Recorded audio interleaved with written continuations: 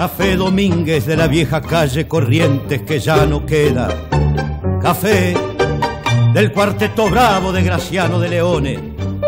A tus mesas caían Pirincho, Arola, Firmo y Pacho a escuchar tus tangos.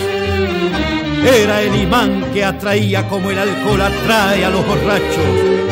Café Domínguez de la vieja calle Corrientes que ya no queda.